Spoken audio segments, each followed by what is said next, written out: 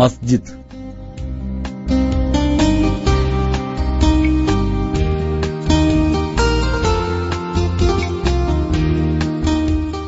ഇസ്ലാമിൽ പള്ളിക്ക് പരമപ്രധാനമായ സ്ഥാനമാണുള്ളത്.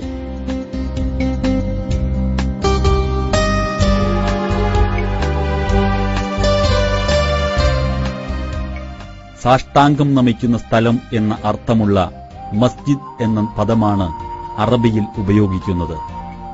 നമസ്കാരമാണ് പള്ളിയിൽ നിത്യവും നടക്കുന്ന ആരാധനാ കർമ്മം. ഒരാൾ നേതൃത്വം വഹിക്കുകയും മറ്റുള്ളവർ പിന്നിൽ അണിയണിയായി നിന്ന് നമസ്കരിക്കുകയും ചെയ്യുന്നു.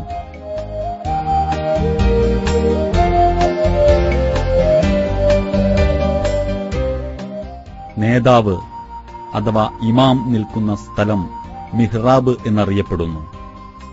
വെള്ളിയാഴ്ചയിലെ പ്രാർത്ഥനയ്ക്ക് മുമ്പായി നടത്തപ്പെടുന്ന പ്രസംഗത്തിനായി ഇമാം കയറി നിൽക്കുന്ന ഭാഗം മിമ്പർ എന്നറിയപ്പെടുന്നു. നമസ്കാരം ദൈവവുമായുള്ള അഭിമുഖ സംഭാഷണമാണ്. നമ്മുടെ സങ്കടങ്ങളും സന്തോഷങ്ങളും ഉള്ളും പുറവും എല്ലാം ദൈവവുമായി നേരിട്ട് പങ്കുവയ്ക്കുകയാണ് നമസ്കാരത്തിലൂടെ. ദൈവത്തോടുള്ള പ്രാർത്ഥനയിൽ മധ്യവർത്തികളോ ഇടയാളന്മാരോ ഇല്ല. പള്ളിയിൽ വിഗ്രഹങ്ങളോ രൂപങ്ങളോ ഫോട്ടോകളോ ഇല്ല.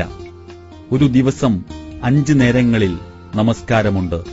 നിരന്തര ദൈവസ്മരണ, ആത്മസംസ്കരണം, വ്യക്തിത്വ വികാസം എന്നിവ നമസ്കാരത്തിലൂടെ ലഭിക്കുന്നു. ഇസ്ലാമിലെ ആരാധനാകർമ്മങ്ങളുടെ പ്രതിഫലനങ്ങൾ ഇപ്രകാരമാണ്.